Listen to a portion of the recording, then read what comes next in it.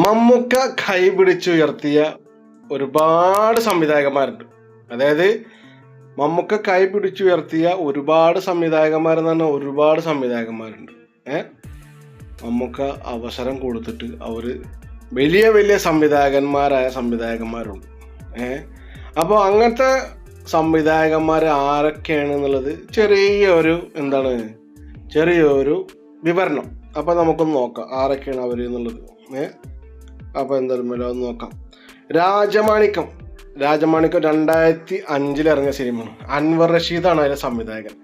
ആര് കൊടുത്ത റോളല്ല, ആരാണ് സംവിധായക പദവിയിലേക്ക് എത്തിച്ചത്? അത് മമ്മൂക്കയാണ്. അൻവർ റഷീദാണ് രാജമാണിക്യത്തിൻ്റെ സംവിധായകൻ. അപ്പോൾ 2005 ഇറങ്ങിയ ഈ രാജമാണിക്യത്തിൽ ഡയറക്ടറായിട്ട് വന്നത് ആരാണ്? അൻവർ റഷീദാണ്. അടുത്ത സിനിമ എന്ന് പറഞ്ഞു കഴിഞ്ഞാൽ കാഴ്ച. അപ്പോൾ അതിലും ആരാണ് മമ്മൂക്കയുടെ കൈ കൊടുത്തത്? ബ്ലസ്സിയുടെ 2004 ഇറങ്ങിയ സിനിമയാണ് കാഴ്ച. അതിൽ മമ്മൂക്ക കൈ കൊടുത്തത് ബ്ലസ്സിക്കാണ്. അവർ സമൂഹത്തിൻ്റെ അല്ലെങ്കിൽ ഈ സിനിമാ മേഖലയുടെ വലിയൊരു സംവിധായകനായി മാറിയ ആളാരാണ്? ബ്ലസ്സി എന്ന് പറഞ്ഞ ആൾ. അപ്പോൾ അടുത്തത് പറഞ്ഞു കഴിഞ്ഞാൽ അമൽ നീരദാണ്. അമൽ നീരദ് എന്ന് പറഞ്ഞു കഴിഞ്ഞാൽ 2007 ബിഗ് ബി ഇന്നും കത്തി നിൽക്കുന്ന ഒരു തീപ്പൊരി ആയിട്ടാണ് ബിഗ് ബി എന്ന് പറഞ്ഞത്.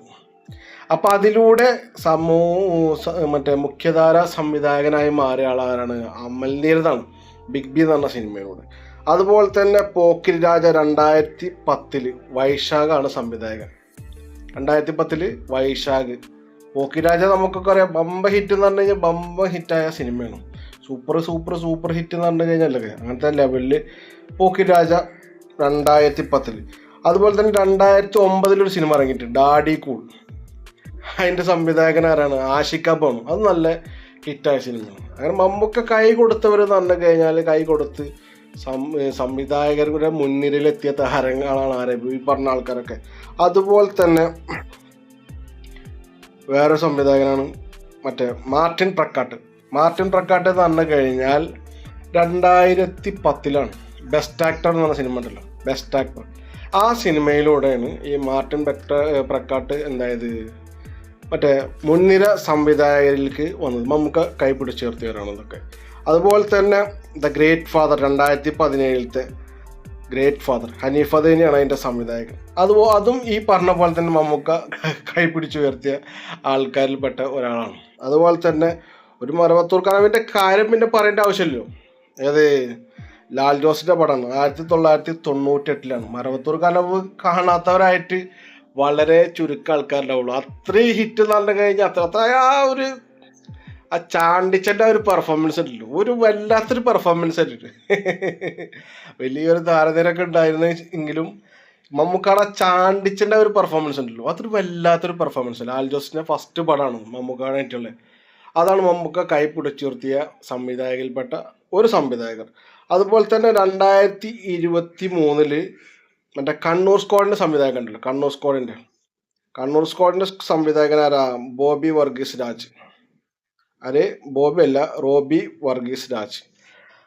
അപ്പോൾ അതും മമ്മൂക്ക കൈ പിടിച്ചുയർത്തിയ ഒരു സംവിധായകനാണ്. അതുപോലെ തന്നെ കളങ്കാവലിൻ്റെ ജിതിൻ ജോസ് 2025 പറയേണ്ട ആവശ്യമില്ലല്ലോ, പ്രത്യേകിച്ച് പറയേണ്ട ആവശ്യമില്ല. കളങ്കാവൽ എന്ന് പറഞ്ഞ സിനിമ പ്രത്യേകിച്ച് പറയേണ്ട ആവശ്യമില്ല, നമ്മൾ കണ്ടെന്ന് പറഞ്ഞു കഴിഞ്ഞാലും ചിലർ കാണില്ല. ഇങ്ങനത്തെ ഒരു കഥാപാത്രത്തെ നമ്മൾ ഇതുവരെ കണ്ടിട്ടില്ല. ആ ലെവലിലേക്കുള്ള വെറൈറ്റി ചിത്രങ്ങളാണ് ഇപ്പോൾ മമ്മൂക്ക ചെയ്തുകൊണ്ടിരിക്കുന്നത്. അപ്പോൾ ഇപ്പോൾ നമ്മൾ ചർച്ച ചെയ്ത ലിസ്റ്റ് എന്ന് പറഞ്ഞാൽ മമ്മൂക്ക കൈ പിടിച്ചുയർത്തിയവരെ ലിസ്റ്റാണ് ഇപ്പോൾ പറയുന്നത്. സമൂഹത്തിൻ്റെ മുഖ്യധാര അല്ലെങ്കിൽ മലയാള സിനിമാ മേഖലയുടെ മുഖ്യധാര സംവിധായകന്മാരായി അറിയപ്പെടുന്നവരാണ് ഇവരൊക്കെ കൈ പിടിച്ചുയർത്തി കൊണ്ടുവന്നവരാണ് മലയാളത്തിൻ്റെ മെഗാസ്റ്റാർ മമ്മൂക്കയാണ്. അപ്പോൾ അതാണ് ഒരു മനുഷ്യനിലൂടെ മറ്റുള്ള ചരിത്രമായിക്കൊണ്ടിരിക്കണം. ഒരു മനുഷ്യനിലൂടെ മറ്റുള്ള മനുഷ്യരൊക്കെ ചരിത്രമായിക്കൊണ്ടിരിക്കണം. ആ മനുഷ്യന്റെ പേരാണ് മമ്മൂക്ക, മലയാളത്തിന്റെ മെഗാസ്റ്റാർ. അപ്പോൾ ഈ വീഡിയോ ഇഷ്ടപ്പെട്ട് കഴിഞ്ഞാൽ ലൈക്ക് ചെയ്യുക, അതുപോലെ തന്നെ ഷെയർ ചെയ്യുക. നിങ്ങളുടെ അഭിപ്രായങ്ങൾ എന്ത് തന്നെയായാലും അത് കമൻറ്റിലൂടെ അറിയിക്കുക. വീണ്ടും കാണുന്നവരെ നന്ദി, നമസ്കാരം.